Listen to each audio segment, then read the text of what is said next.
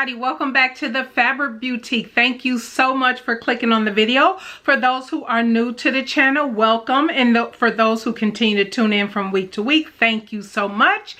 If you like this content, don't forget to thumbs up this video and consider subscribing on your way out.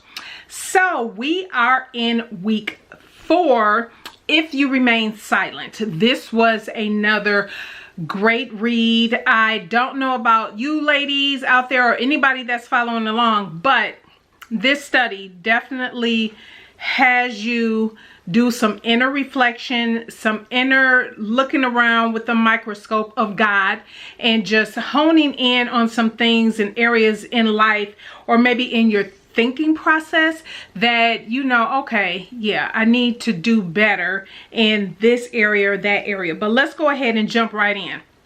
The first question I'm going to start out with is, do you believe who you are in Christ?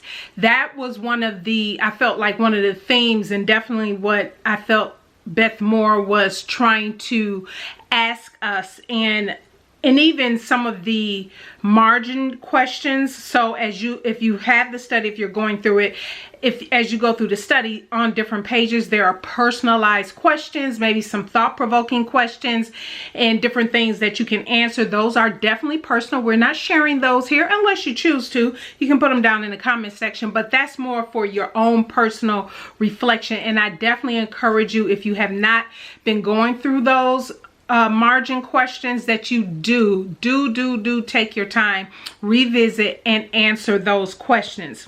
So I'm just going to jump in with kind of the stage that was set.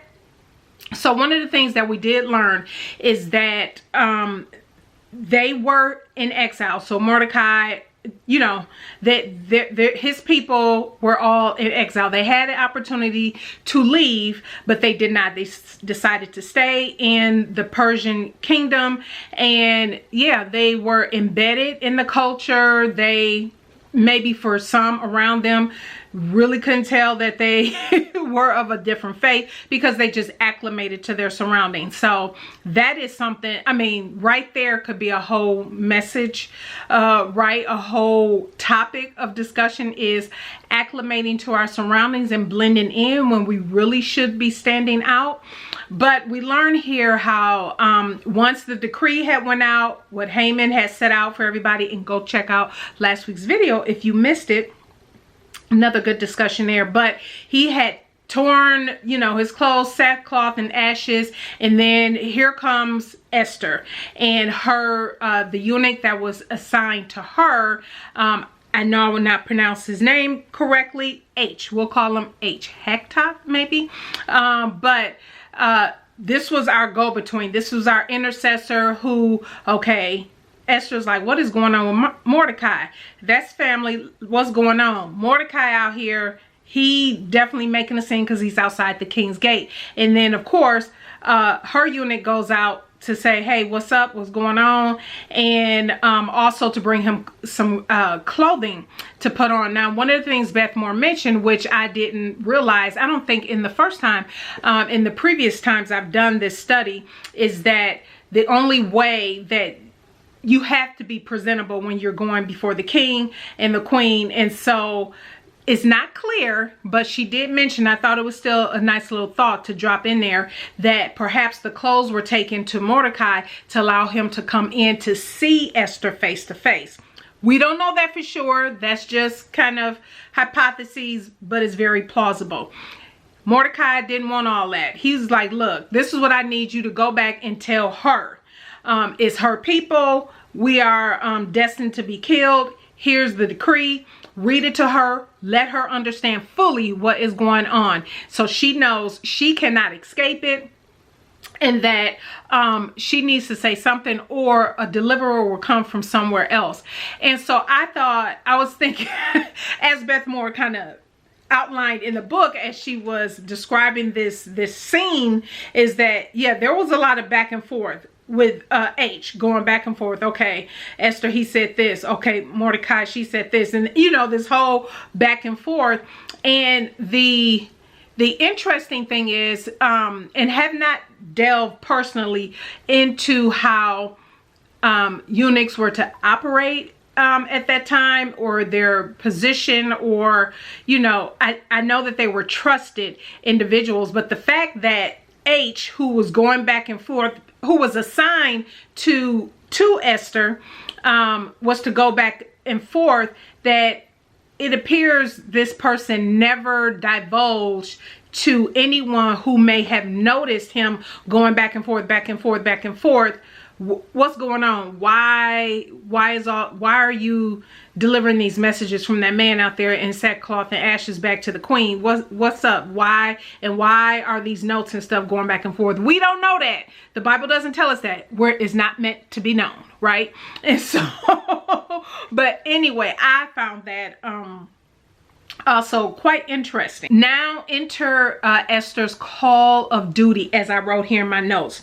She had to change her outer appearance, right? Now she's queen, now she's part of royalty, and but it doesn't change what her call was, right? Even though now, you know, yes, Mordecai put her in this situation where now she has become queen, and everything, her preparations, but just because she's there does not mean you do not look and take care of your people.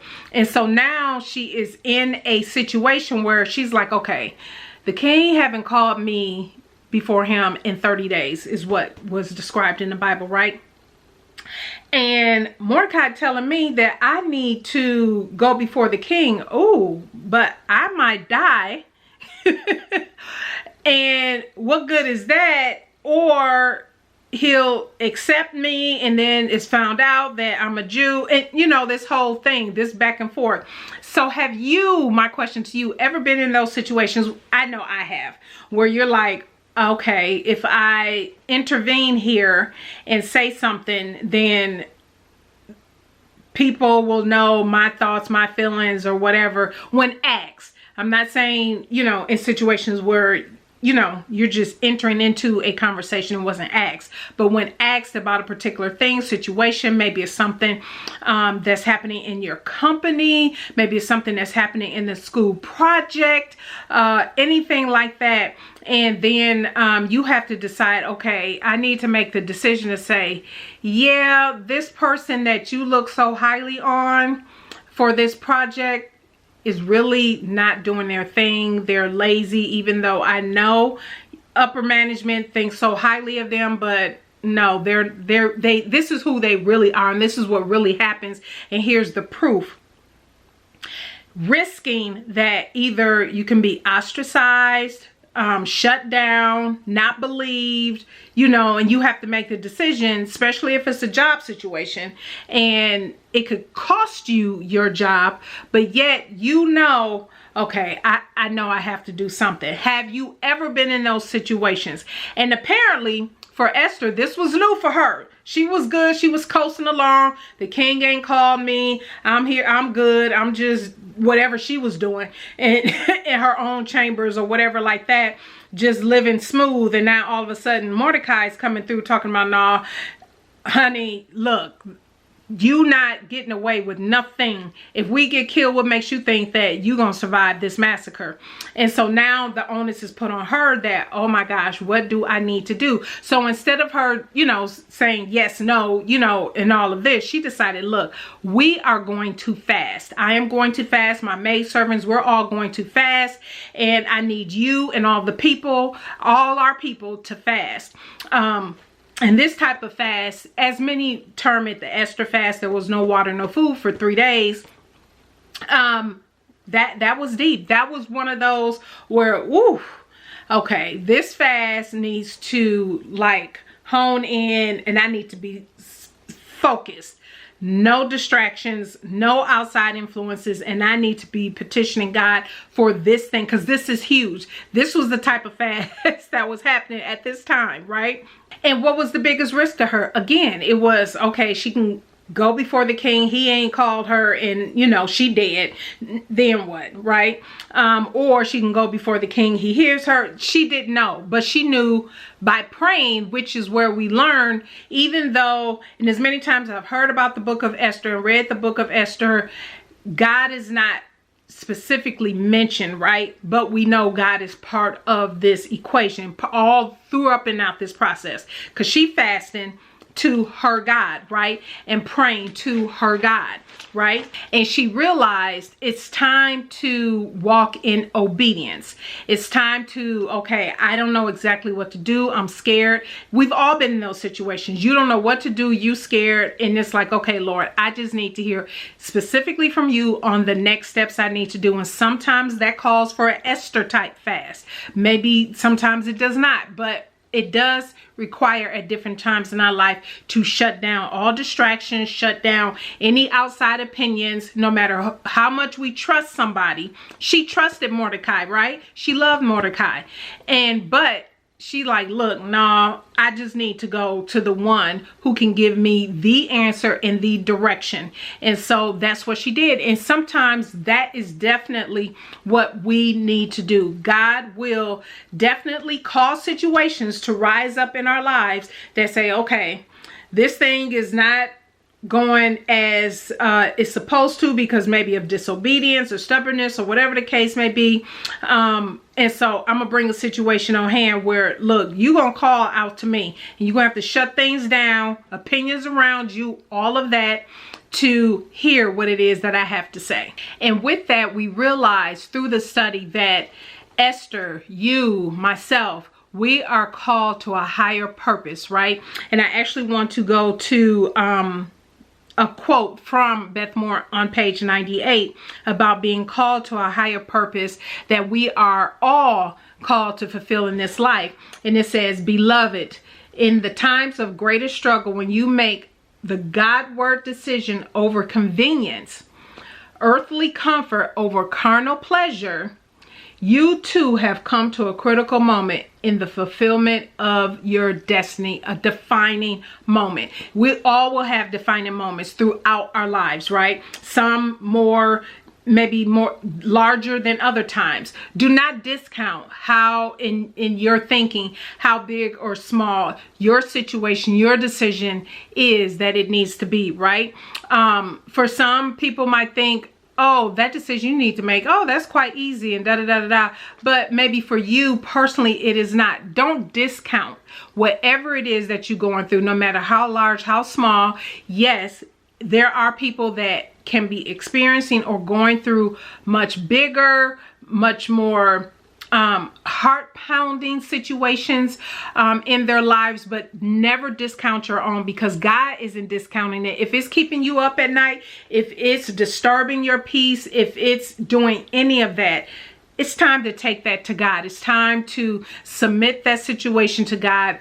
Make sure you are in his word. Make sure you're spending time with him in prayer. And if necessary, you go ahead and pull your own Esther fast, and so that you can get a decision about what it is that you need to do next. But we know here, they were to fast. They were to fast. They were to do this Esther fast as she requested. So in closing, the overall theme of this chapter, at least in my mind, again, leave your comments down below, is that we are all called to make hard, maybe decisions that's uncomfortable for us, but it's the truth of God. And the truth of God that will bring him glory, bring him honor, is what we need to follow, no matter how comfortable it may be, no matter how scary it may be. We all know fear does not come from God. If God brought it, we hear it all the time. It might be a colloquialism we're used to hearing, but if God brings us to it, he will bring us through it, no matter how big, no matter how small. So that's it for this week. Let's get prepared and get ready for next week. Let me know in the comments how you are enjoying the study. Don't forget, if you're looking for any prayer journals or anything like that, any products or anything, they will be listed down in the description box, along with some other resources for you. I thank you everybody for tuning in today. I greatly appreciate it. You all have a blessed rest of your week, and we will see you next Wednesday. Bye.